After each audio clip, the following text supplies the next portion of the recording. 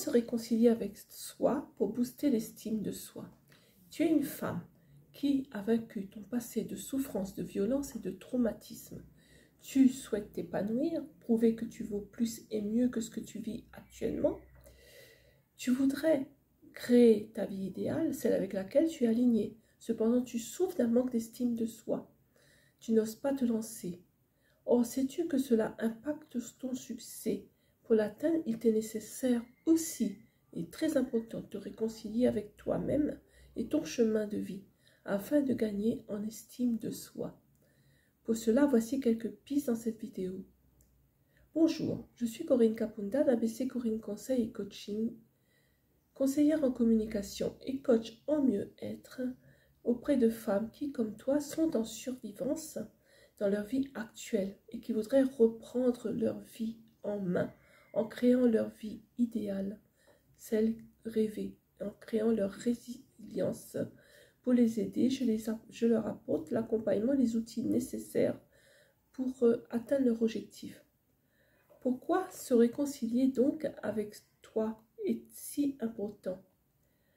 Pour être aligné intérieurement avec ce que tu souhaites accomplir, il est important de comprendre ceci. La personne que tu es actuellement est le fruit de ses expériences, de son histoire de vie, affective et relationnelle, qui t'ont façonné. Or, les décisions prises dans ton passé sont, si elles t'ont paru douloureuses pour certaines, décevantes pour d'autres, elles sont ce qu'elles sont et appartiennent à la situation vécue par celle que tu étais alors, avec ses faiblesses, avec sa façon de raisonner et ses peurs. Si leur impact a entraîné pour toi et ton entourage une action négative ou une situation vécue comme d'échec, tu peux ressentir encore vis-à-vis de cette toi du passé encore beaucoup de ressentiment, de culpabilité, et cet état intérieur se manifeste par réminiscence dans tes pensées et freine ton épanouissement. Or, il freine ton épanouissement car il en résulte une fausse image de toi telle que tu es maintenant. Elle imprègne de toi ce que tu crois être encore celle du passé. Elle te fait dégager une énergie négative, une énergie qui te bloque dans ton évolution. C'est très très important ce que je te dis là. C'est pour cela qu'il faut se réconcilier avec ton passé. En regardant ta vie sous la perspective du présent, en t'accordant le droit de t'être trompé, d'avoir été maladroite, d'avoir pris des décisions, ces décisions-là à ce moment précis de ta vie, tu peux te dire que ce qui te fait encore souffrir a influencé aussi de façon positive ton chemin de vie, ton choix de t'en sortir, que tu as réussi à te dépasser pour devenir une meilleure version de toi. Sans ces choix-là, penses-tu que tu aurais été cette femme actuelle, cette survivante, avec le désir de t'épanouir et de devenir la meilleure version de toi? Interroge-toi réellement. Interroge-toi sur celle que tu crois être et tu pourras voir alors que tu es bien meilleur que tu le penses.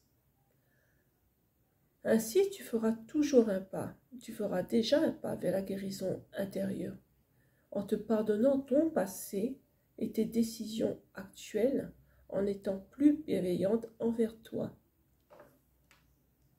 C'est très important. Se réconcilier aussi avec soi, avec toi, est important pour ta santé physique. Car lorsque tu agis comme tu agis contre ce que tu ressens, ton corps va s'exprimer parce que ça ne correspond pas à ce que tu es. Être dur avec toi, quand tu ne te tolères pas l'erreur, le repos, le lâcher-prise, peut t'amener à déclencher une réaction psychosomatique puissante et crée en toi une cassure physique et ou psychologique qui se traduit par des maladies, par l'épuisement, le burn-out, par le stress, par le manque de confiance en soi et le manque d'estime de soi. Mais alors tu vas me dire, mais comment faire? Comment faire pour enclencher ce processus de réconciliation avec toi-même? Dans premier lieu, déjà, se connaître, mieux te connaître, en te regardant de l'intérieur comme dans un miroir, avec tes qualités et tes défauts, parce que tu en as, comme tout le monde, car tout le monde en a. Comme je te l'ai dit, tu es imparfaitement parfaite, mais tu es aussi parfaitement imparfaite. Au lieu de te comparer à un idéal, déjà commence à t'accepter et à t'aimer pour accepter ce que tu es. En deuxième lieu, être honnête avec toi. Pour toi, la question que tu dois te poser, c'est qui es-tu vraiment? Qui es-tu vraiment? Souvent, nous portons un masque totalement opposé à ce que nous sommes pour te protéger de l'extérieur, mais aussi de ce que tu penses être une attitude intérieure de faiblesse.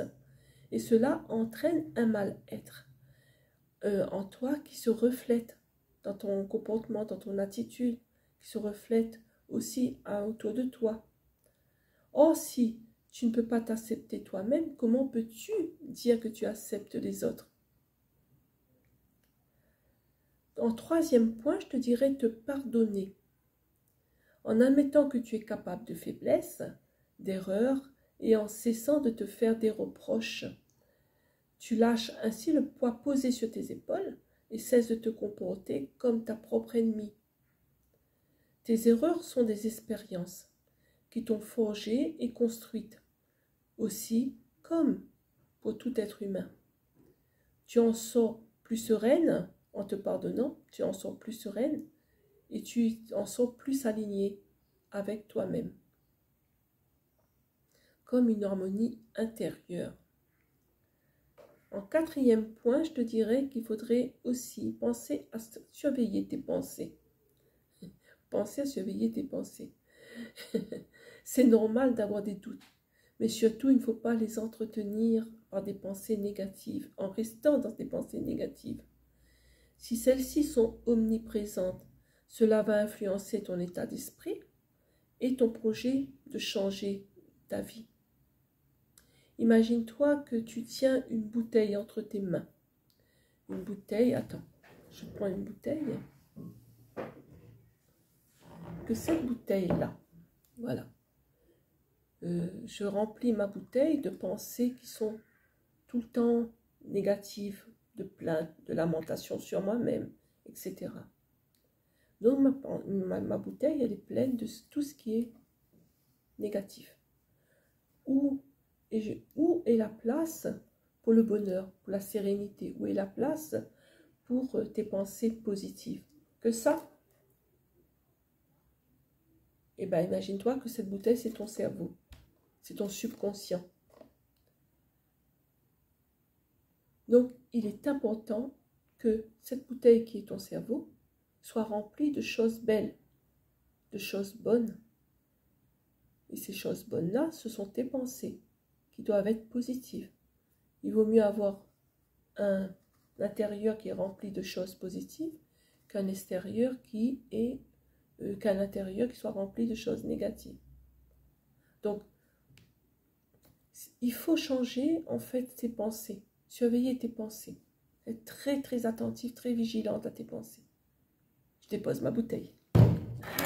Se réconcilier avec soi est la clé de ton état d'esprit intérieur, car cela te demande de te challenger afin de vaincre tes résistances, tes peurs, tes croyances sur toi-même, qui sont imprégnées en toi. Une fois cette clé désamorcée, tu atteins alors le champ de toutes tes possibilités et potentialités. Voilà les amis, pour plus d'infos sur ce que je te propose, tu peux me joindre en privé afin d'échanger avec toi lors d'un entretien spécialisé, individualisé. Ton accompagnement sera adapté à ta propre situation. N'hésite pas à liker, partager, commenter autour de ce contenu et en dessous de cette vidéo. J'attends tes questions pour y répondre. À très bientôt autour d'autres conseils. D'ici là, porte-toi bien.